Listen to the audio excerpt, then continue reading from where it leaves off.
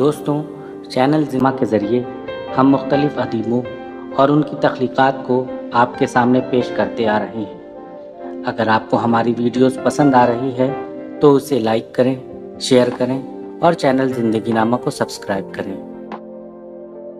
तभी एक जोरदार आवाज आई, सब कतार में लग जाओ, सब अपनी अपनी कतार में लग जाओ।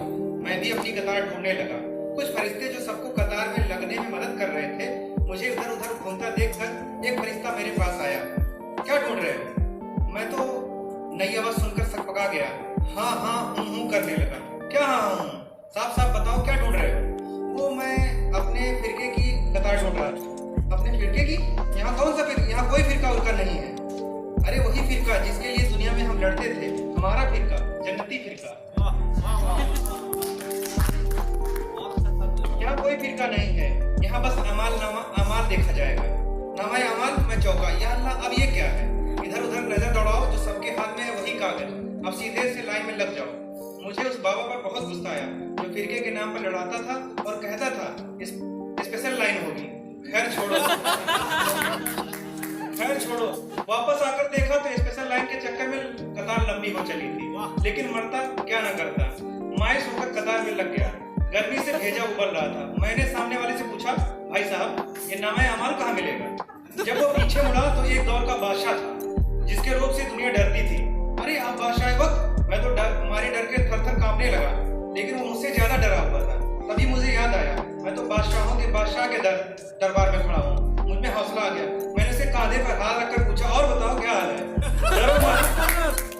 और बताओ क्या हाल है? डरो मत। लेकिन मैं खुद बहुत डरा हुआ था। अच्छा ये बताओ नामा अमाल कहाँ मिलेगा? मैंने उससे पूछा। फिर तो ये तो आपके फरिश्ते देंगे। आपके? मेरे फरिश्ते? हाँ आपके फरिश्ते, करामन और कातबीन। अच्छा तो आप जरा मेरी कतार में मेरी जगह महफूज रखना, मैं अपने फरिश्तों को ढूंढ कर आता हूँ। तब तक खुदा जलवा अफरोज हुआ और सबके नामाए अमाल का हिसाब किताब शुरू हुआ। करामन कातबीन के मुताबिक नेकी बदी तौली जा रही थी। मैं परेशान अपने करामन कातबीन को ढूंढ रहा था। कुछ मक्कार खुशी से नाच रहे थे क्योंकि उनके बदी का पलड़ा ऊपर था और नेकी का पलड़ा झुका हुआ था। मक्कार खुश थे कि जन्नत पक्की है। तभी आवाज आई, अरे बेवकूफो, यहाँ का तराजू दुनिया के तराजू से उल्टा है। यहाँ वजनी चीज ऊपर जाती है। और हर दूसरी तरफ खुशी की लौट दौड़ गई। चारों तरफ नफसी नफसी का आलम था। एक किनारे मेरे करामन कातबीन लड़ते हुए मिल गए। तब मेरी जान में जान आई। आप लोग यहाँ लड़ रहे हैं, वहाँ हिसाब किताब शुरू हो गया है। लेकिन झगड़ा इस कदर बढ़ा कि खींचतान में मेरा नामाए अमाल फट गया। मैं तो बहुत चक्का देखता रह गया। मैं कुछ बोल पाता कि आवाज आई, मोहम्मद इरफान वल्द मतीउल हक हाजिर हूँ, अब काटो तो खून नहीं। किसी तरह हाँफते कांपते बारगाह इलाही में पेश हुआ। पूछा गया नामाए अमाल? फट गया। मैंने डरते हुए कहा, फट गया? डाल दो इस मरदूद को जहन्नम में।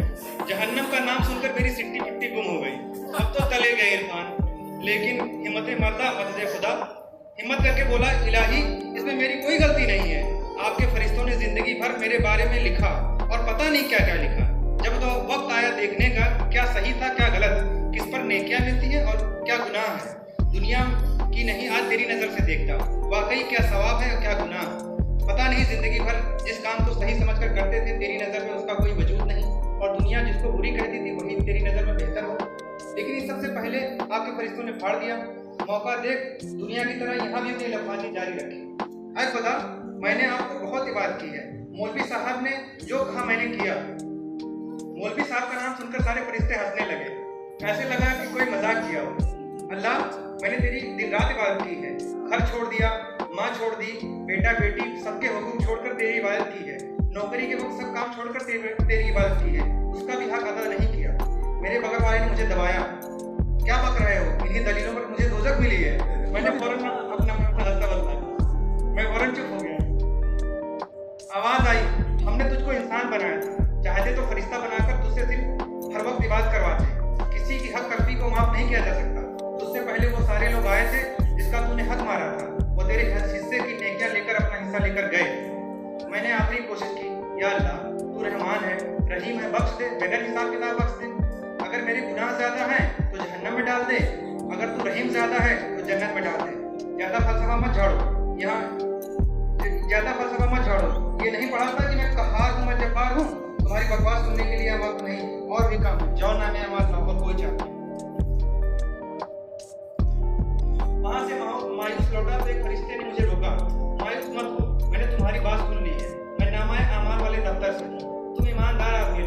इसलिए तुम्हारी मदद कर रहा हूँ।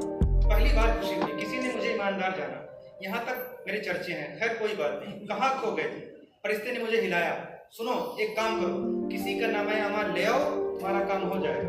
अगर ख्याल रहे नामा अमाल के हिसाब से जन्नत दोज़ख मिलेगी। मैं खुश हो गया, आंखों में आंसू आ गए, जी में आया गले लगा। मैं चलने लगा तो फरिश्ता बोला, मेरा भी एक छोटा सा काम है, करोगे? मैंने कहा, बोलो क्या बात है?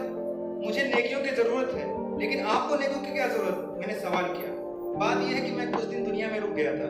ये तो बड़ा मुश्किल काम है। दुनिया में पैसे और आखिरत में नेकियां बड़ी मुश्किल से मिलती हैं। मैंने अपनी कफन टटोली, 42-43 नेकियां जो रास्ते में ये कहकर मांगी थी कि मेरा नाम है अमल फट गया है, अल्लाह के नाम पर मेरी मदद करो। बस इसी तरह 42-43 नेकियां जुट पाई थी। सारी की सारी उस फरिश्ते को दे दी। वो फरिश्ता मुझे एक जगह ले गया, ढेर सारे नाम अमाल के बीच में बैठा दिया। ढूंढ लो अपने काम का नाम अमाल, लेकिन एक बात फिर दोहरा देता हूँ, इसी नाम अमाल से तुम्हारी जन्नत व दोज़ख का फैसला होगा। मेरी नज़र में सबसे मोतबर मेरे गांव के मौलवी साहब थे। सोचा इनकी जन्नत तो पक्की होगी, इनके नाम अमाल में नेकियां ही नेकियां होगी।